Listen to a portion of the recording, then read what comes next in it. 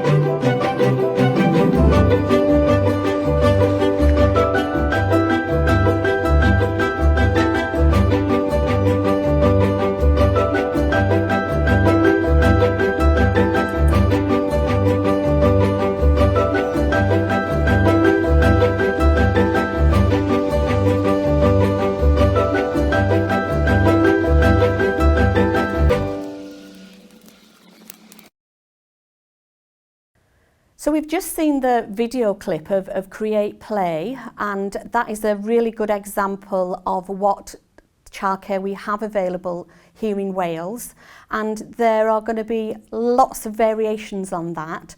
Far too many for me just to now summarise, so I think probably the best way to answer that will be to stay with us for the day today as we go through the process of the childcare sector, and you'll get a really good taste of what childcare means for us here in Wales. A successful business means a sustainable childcare setting and service. Today, we aim to look at a variety of settings and services, the different skills and training to develop or support the workforce, what is available to address the challenges in the childcare sector in order to achieve a sustainable and successful childcare service. Well, we need several tools to do that. A business plan is the first one, I would say, which tells us what the business is aiming to provide and achieve. And it links then to what the finances, the ethos, the aims and the service provided, as well as what the community is going to need. Following on from that, a management plan, which informs of us how we can achieve and manage the business plan through structure and roles and responsibilities, etc. For the Care Inspectorate Wales, there also needs to be, in relation to the service registration, documents, and part of that would be an operational plan under the national minimum standards. And importantly linked to that would then be time management. Obviously, the other big thing that we're going to be talking about today and need are the people or the workforce that are providing the childcare services, and they will have a variety of skills and knowledge that supports that business plan and those management plans that are in place. This can be from an individual as a childminder or to a day nursery with several roles and positions to oversee the day-to-day running of the service. All of these elements need to be in place to have a foundation for a sustainable business. The support of the umbrella organisations and Business Wales and the statutory bodies within the childcare services and sector can ensure that the plans and the people are prepared with the tools to succeed. I want to really go on and focus on the importance of the business and the management plan. And when we're looking at our financial element of part of these plans, the pricing structure is key. You should ask the question, who is responsible for this? Have they got the skills required to analyse what is needed and also for it to be implemented? And when is the pricing structure reviewed and how often? This links importantly to the National Minimum Standard 14 under the organisation and under National Minimum Standard 17 under the Financial Operational Plan. So the umbrella organisations such as PACey for the childminders, Clwbiau Plant Cymru for the out of school childcare, Midiad for the playgroups, the National Day Nursery Association or NDNA for the day nurseries, Early Years Wales and Culham all have templates and documentation to support the sector to develop the systems that they need. These umbrella organisations can offer a variety of support dependent upon the region and the county that the childcare services is based within Wales. With the support of them and Business Wales, the childcare services can ensure they're developing and sustaining their finances alongside their business and management plans. Business Wales has got experienced advisors and mentors to support the financial planning, the marketing, the staffing and the training, development in policies and procedures. And particularly at this moment, the hot topics that we're looking at are the equality in the workplace, particularly when recruiting staff, and the green growth pledges that are embedding then this into the ethos and the policies and procedures in the childcare businesses. The opportunity to have tailored and follow-up support will be offered and discussed at the end of the sessions today. Lisa and Becca, the officers from Wrexham County Council, are going to tell us more about the statutory roles across the childcare sector in Wales. And Business Wales are aware that the type of settings have the different spaces and the ratios and qualifications as required by the Care Inspectorate Wales, and all have an impact on the overheads to be covered and the fees and the pricings that then has to be in place in order to make sure that the business is sustainable. The link to the financial structure through those business plans and those management plans is essential. the cost of the staff wages, training and qualifications, and the minimum numbers that you have to have in place to look after and ensure sustainability can be there in place to support those businesses. As I mentioned at the start of this session, those that are working in the childcare sector, actually the roles that are there are caring roles, but one that we also have to promote the need to have qualifications, quality and professionalism. The professional recognition also needs to be linked to it and what their staff needs are, any business ethos and anything that is to do with a unique selling point that they can then be put in place to encourage and encompass this as part of the childcare service. I'm going to give some tips now to what I think need to be there in order to have that sustainable business. I would say be professional by having those business plans and management plans in place that are working documents. Make sure then that you use that to support the availability of things that are there for you, to develop and review your services regularly. That would be a good thing to do, I think. Working collaboratively with the families and community as well, using those umbrella organisations and the development teams that are there. It should mean that you're familiar with things like the childcare sufficiency assessment as well, and the local services such as the Family Information Service is always good to have. They can help you with your marketing. You can register with them and then get your services on their websites as well. And you know what's in your region, you know what's in your area as well. And they can then help you with the childcare sufficiency assessment, look where the gaps are and the needs are. And that's always good to know because you might be able to fill those gaps. Another tip would be maybe to make sure you're flexible as well and look outside of the boxes, as they say. Make sure that what you may work one year might not actually suit what's going to be needed this coming year. As we've already seen over the last few years, that we know that we have to adapt and adapt quite quickly. So maybe look at the staff teams and the skills that are there as well and adjust them accordingly. Make sure you access that support that's available to you. Business Wales advisors are there. They can help you support you develop your management and your business plans, the marketing plans, the training and the skills opportunity. Use what we've got there out in the community and in your region. What I would say is look at those tips that we've just looked at, go over those again, choose those to make sure that you are moving forward. From today, we're going to be developing a toolkit that's going to be available for the childcare sector, and therefore they have an opportunity to move forward and develop their professionalism and the childcare staff. And that'll help then to continue to support the economy and the infrastructure within Wales.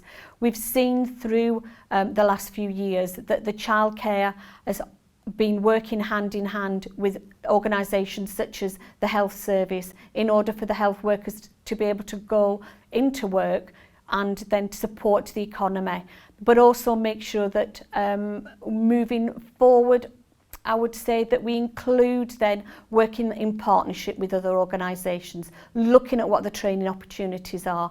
And again, through those toolkits that we're putting together with the partner organisations, you'll be able to look at that and move forward yourselves.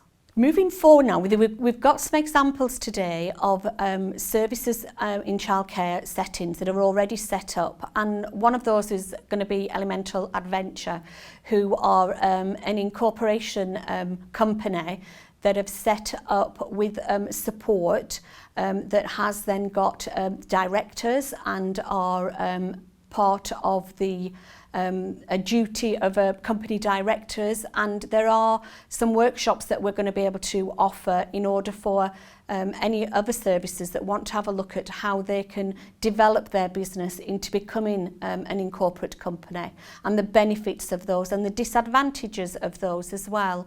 But you will see then a different way of working. Elementary Adventures supply the community with services in the outdoors and a childcare service within the outdoor environment, and are registered with Forest Schools as well.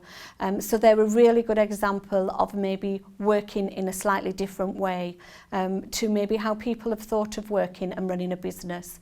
The other service that we're going to also be looking at today is Kiddies Corner, a day nursery that has managed to develop from one day nursery and has now developed into having 4 or 5 services within their community up in Llandudno. So again, examples of those and positive ways of moving forward and developing businesses are going to be part of what we are talking about later on in our sessions today. Great, thank you Jane for that, a really comprehensive guide for our audience. Now next we are going to hear from Graham Dow from Elemental Adventures. Graham is going to talk about what is meant by a community interest company, what the benefits of it are, and tell us all about the activities and services that can be offered. Hi, I'm Graham. I'm part of the Elemental Adventures team, and this is our project at Galwedigaeth Woods. So we are a community interest company. So if we had to have one word to define us, it would probably be community. On our website, the strapline is connect, create, and celebrate. And they were 3 words, 3 principles that were very important in our vision for what we do here. We run activities including a drop-off forest school session where the kids are here all day without parents or carers. We run family forest school sessions, which is when they come for half a day with parents and carers. We also run regular wellbeing in the woods sessions for anyone of any age or ability. That's a free session, which is subsidised by the National Lottery Community Fund. We first came across community interest companies when friends of ours in the Forest of Dean set up the Rewild project. Choosing to be a community interest company has brought several benefits to us. One benefit is the public profile of our company. Because it is called a community interest company, that gives anyone and everyone a rough idea of where we're coming from. Another really important benefit to our company is funding eligibility. As a community interest company, we're eligible for quite a few pots of funding. Not as many as if we were a charity, but it can still really help with getting projects off the ground. With the funding for a community interest company, we can't rely on it for long periods of time. So really what the pots of funding do is help us to get new things started and test their viability. Our vision was to create an open and inclusive project which could live on even if the original directors weren't a part of it. So being a CIC helps with that. An important legal financial aspect of being a CIC is the asset lock. An asset lock means that any assets that the company has can't be taken away by individual members of the company. So if anyone or any other bodies invest in the project, they can be confident that that investment will stay in the community for perpetuity. We wanted this project to be resilient. We wanted this project to grow slowly but grow strong. So having a company structure that has an asset lock and is open to other people getting involved means that over time it gradually gets stronger and stronger and more healthy and resilient. So we've got quite a few regular members of staff, and we've also got a whole community of volunteers who come along and help on the woodland management and site management. Volunteering is a really important element of the project. We've had quite a few people come and volunteer with us, both just as one-off sort of days and also as regular volunteers. We have some people who come along and volunteer for their mental health. We have other people who come and volunteer as a placement for their forest schools training. And we have people who volunteer on our regular family sessions. Volunteering is really helpful for us because it means we get assistance on our project. And it's also a really important part of our vision because we want people to be able to come and learn and train and also engage in activities which is good for their well-being. There's a few different benefits to coming and volunteering with a project such as this. We engage a lot of different soft and hard skills on this project. So whether you want to build on your practical skills or your people skills, or if you want to engage with nature, learn about woodland management, there's a wealth of opportunities on a project like this. This sort of experience can lead to or complement existing training, and it can then lead on to qualifications and employment.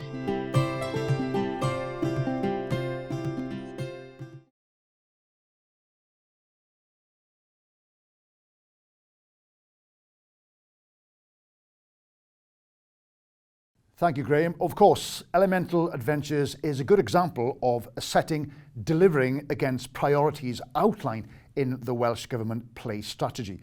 Following on, I'm delighted to introduce Becky Roberts and Lisa Atherton. Becky and Lisa are based in Wrexham, up in North Wales, and are going to talk about how to build sustainability and structure in the childcare sector and their own roles in doing this. First of all, would you like to let our audience know who you are, maybe, and what your roles are in the childcare sector? So, my name's Becky Roberts. I'm the Assistant Team Manager for Childcare for the Prevention and Service Development team within Wrexham. So I work very closely alongside Lisa in the Family Information Service. Now, our team supports the childcare sector within Wrexham with all elements of childcare, business support related, so we could be looking at sustainability, including supporting with access to grant funding. It could be in relation to inclusion, so supporting children with disabilities and additional learning needs to access childcare provision, and also supporting childcare providers with strategies to implement to support those children. It could be quality, so it could be access to grant funding to support with quality. It could be supporting childcare settings with anything in relation to Care Inspectorate Wales and their inspection process. So it's quite a wide range. It's quite a wide range of things that we support with. Thanks, Becky. Well, moving on to the questions now then, can you let us know what exactly is a CSA? The CSA stands for the Childcare Sufficiency Assessment, which is a legal duty that all local authorities need to undertake within Wales every 5 years. It's under the Childcare Act 2006, under section 22 of that Act, local authorities need to ensure, as far as reasonably practicable, that they can provide sufficient childcare to meet the needs of working parents or parents that are undertaking training or education that will get them into work. So under section 26 of the Childcare Act, local authorities need to complete the assessments so that they can review the state of childcare within their area. So it'd be looking to identify and pinpoint areas where there may be a lack of childcare. It could be looking at specific childcare markets. So for example, it could be looking at whether there is enough childcare available within nursery provisions, within school-based provisions, whether we need to increase the number of childminders within that area. So it's looking at the gaps within provision, and then from that we would formulate an action plan which we would review annually, and we would utilise that to address those gaps and try and bring in sufficient childcare within that area. So where and how would you go about getting a CSA? So the Childcare Sufficiency Assessment should be on all local authorities' websites. I will point out that we are currently undertaking our Childcare Sufficiency Assessment at the moment. So the ones that are available currently are the ones from the previous round of assessments. So they are 5 years old now. So the data in those is outdated, but the new ones will be available within the next 12-month period. They will also be housed on the Family Information Services websites as well, so they are available through there to view. Okay, so can we talk a bit now maybe about the Care Inspectorate Wales? Who are they and what is their role? So Care Inspectorate Wales, or CIW, is the regulatory body that all childcare providers who operate for more than 2 hours outside of the child's home need to be registered with. And how does CIW work with the Family Information Service? CIW support FIS by sharing details on childcare providers on a regular basis. Those details include childcare providers that are registered and open and operational, those that may have suspended their services, and those that may have closed and deregistered or are no longer providing a registered service, so they may have moved to providing care for children in the under 2 hour bracket. Another area where CIW do support us with is by sharing the details from the childcare provider's self-assessment service statement, or SAS, and and we utilise that information that they share with us to help us to complete our gap analysis for the CSA, and we use those details to help to identify which areas have got a high amount of childcare and are able to fulfil childcare needs, and those areas where we need to maybe address concerns. Thanks for all this, Becky. Really useful information, and I'm sure our audience will agree. Let's finish, if you like, with one final question. Can you tell us more about AWARE? AWARE is made up of representatives from EYDCPs. EYDCP meets on a local level to discuss priority areas within the local authority. And the AWARE group is the representatives from EYDCP who look at those priority areas on a national level and work collaboratively to try and address those priority areas. Diolch, Becky. Thank you so much for your time. Now we turn to Lisa. Lisa, over to you to tell us maybe, first of all, a little bit about yourself. I'm Lisa Atherton. I'm Assistant Team Manager of Wrexham Family Information Service in the Prevention and Service Development team in Wrexham Council. I manage the Family Information Service.